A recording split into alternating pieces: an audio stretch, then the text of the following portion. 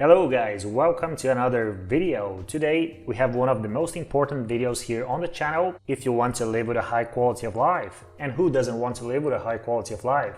In today's video we will list 9 European cities with the highest quality of life, but also considering the economic aspects of living in them. Here are some critical factors I have selected in regards to the quality of life: safety, transport infrastructure, how to get to the city and how to get around in the city. Then climate, you don't want to live in a place where the weather is too extreme, too dry or too hot or too cold. Then the geographical location, you will probably not want to live in a place that is very secluded or isolated. And the entertainment options: restaurants, cafes, places to go, things to see, etc. And from the economic factors I have considered for this video, we have things like cost of living, real estate prices and taxes. And before we start the usual talk, you already know it. If you want to travel, move or invest abroad, hit the like button, check our other videos, book a consultation call with me, the link is in the description, and most importantly, subscribe!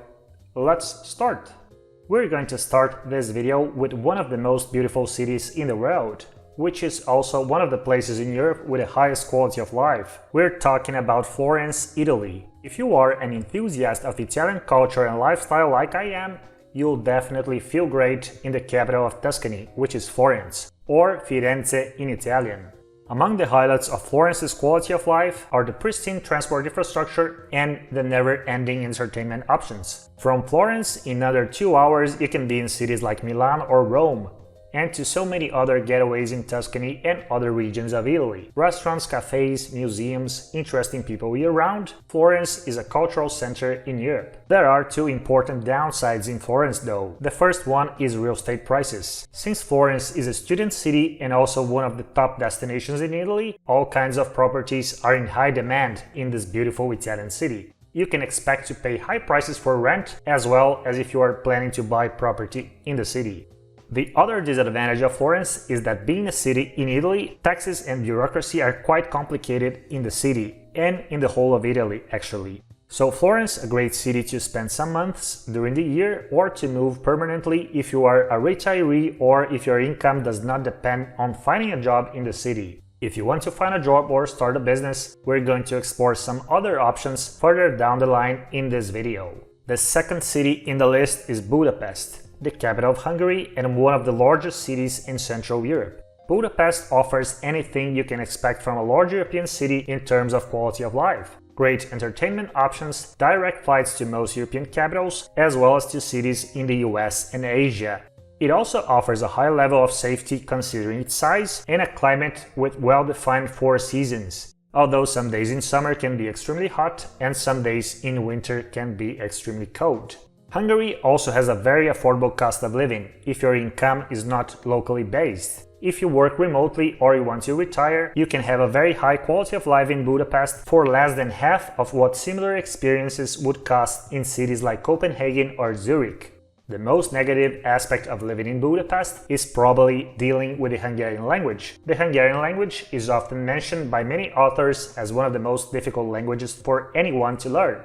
The next city is Porto. Porto is the second largest city in Portugal and it is also sort of an undiscovered gem in a way. Porto has an excellent quality of life, but much lower price tags than Lisbon, Portugal's capital, which is also featured in this list by the way. If you want to live in Portugal in a city with a high level of comfort and amenities, but at the same time you are not a fan of crowds, Porto can be a pretty convenient alternative to Lisbon, which is also a great option.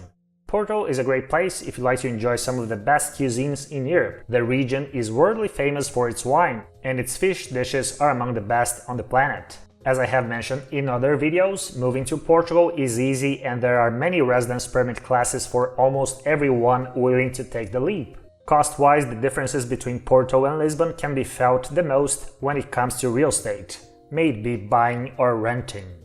The next city is Valencia. I'm still surprised how Valencia still remains a city relatively undiscovered by tourists and expats coming to spend short or long periods of time in Spain. While many people know and talk about Madrid and Barcelona, which are indeed 2 excellent cities, very few people mention Valencia. In my humble opinion, Valencia doesn't lack a lot in terms of quality of life when compared to Madrid and Barcelona, and in many aspects it is actually superior to the 2 largest cities in Spain.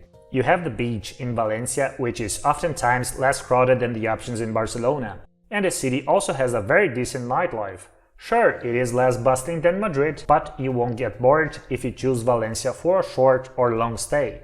Moreover, if you are in Valencia and you still miss the action of Madrid and Barcelona, it is relatively easy to get to both places from Valencia. Valencia to Madrid can be done by train in slightly less than 2 hours. Valencia to Barcelona with the fastest trains takes 2 hours and 40 minutes to complete the journey.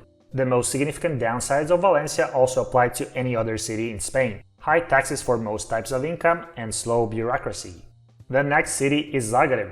Zagreb is the capital of Croatia, and just like Valencia in Spain, it is quite an underrated city among expats, digital nomads, hitchhikers, and snake oil salesmen in Europe. Zagreb has every convenience you can expect from a capital city, but with a slower-paced lifestyle, where people really seem to enjoy more life than just running around to make more money. While Croatia is indeed one of the most visited travel destinations in Europe, most of its visitors choose the coast for obvious reasons, such as going to the beach or, for example, going to places like the beach. This allows Zagreb to be much less packed with tourists, and its charming cafes and bars will always give you a warm welcome during any time of the year. Zagreb also has another advantage compared to the coast. You won't get beautiful sea views, but prices for services and real estate in the Croatian capital are lower than in coastal cities like Split and Dubrovnik. Croatia, however, is still one of the most difficult countries in the EU to get a residence permit if you're not coming from an EU country. Although this seems to be changing, and Croatia just recently opened a 1-year visa category for digital nomads. All in all, Zagreb, Croatia is a very good place to enjoy a high quality of life, pay relatively low taxes, and benefit from an affordable cost of living in Central Europe. The next city is Warsaw, Warszawa. Warsaw is the capital of Poland and, in my opinion, also another among the most underrated cities in Europe. While its buildings might not be as beautiful as the ones in Prague or Budapest, the quality of life in the capital of Poland is actually extremely high. We can start with the fact that Warsaw is actually one of the safest cities in Europe when compared to other cities with a similar size. Despite being a large European city, Warsaw is not as touristy as Prague or Vienna, and also less touristy than Krakow, another city in Poland. The climate of Warsaw is also very mild in summer, so if you're traveling around Europe and want to spend a summer with pleasant temperatures and get away from the crowds, Warsaw might be just the perfect option. While real estate prices in Warsaw have been on the rise during the past decade, prices for services are still very affordable in the Polish capital. On the negative side, it does get quite cold in Warsaw during winter, which is in itself quite long. Warsaw is also a great place for business, with moderate tax rates and access to highly qualified staff for a fraction of what they would cost in Germany or the Netherlands. The next city is the capital of Portugal, a city which is in almost every video here on the channel. Lisbon is the second city in this video, which is in Portugal. The first one was Porto, and Portugal is actually the only country with 2 cities in this list. It is not a coincidence that Portugal is currently one of the top countries sought by expats within Europe, as well as from outside the European borders. As a matter of fact, it is easy to understand why a lot of EU and non-EU citizens are moving to Lisbon. The city's infrastructure is pretty good in many aspects, such as transportation and healthcare. Portugal is extremely expat-friendly. Cost of services are still way below most Western European countries. And finally, Lisbon has one of the best climates in all of Europe. Lisbon has a few advantages when compared to Porto, which also made it to the video. One of the most important advantages of Lisbon is that getting to the city is considerably easier than getting to Porto. Although Porto also has a pretty good international airport, Lisbon has flights to basically anywhere in Europe and much more flights to South and North America than Porto. The most notable downside of Lisbon is that real estate prices are not cheap in the Portuguese capital. In the past decade or so, Lisbon properties became quite unaffordable for locals and comparable to other Western European capitals where the local purchase power is much higher. To sum up, Lisbon offers an extremely high quality of life, but as nothing is perfect, its real estate market is overpriced and now is probably not the best moment to invest in a property in Lisbon. Now we come to the last city in this video, which is Tallinn, Estonia. Tallinn is also the city in Northern Europe which offers the best quality of life combined with good economic prospects, in my opinion. There surely are cities in Northern Europe which are wealthier than Tallinn, but they are already very developed, and I think that Tallinn may have more opportunities in the region. Tallinn, the capital of Estonia, is a fast-developing city, highly international, safe, and with good entertainment options, especially considering its relatively small size. The old town of Tallinn is one of the most beautiful in all of Europe, and its pedestrian streets have a very medieval feeling. The city also has many new modern areas, with buildings popping out in different regions of Tallinn.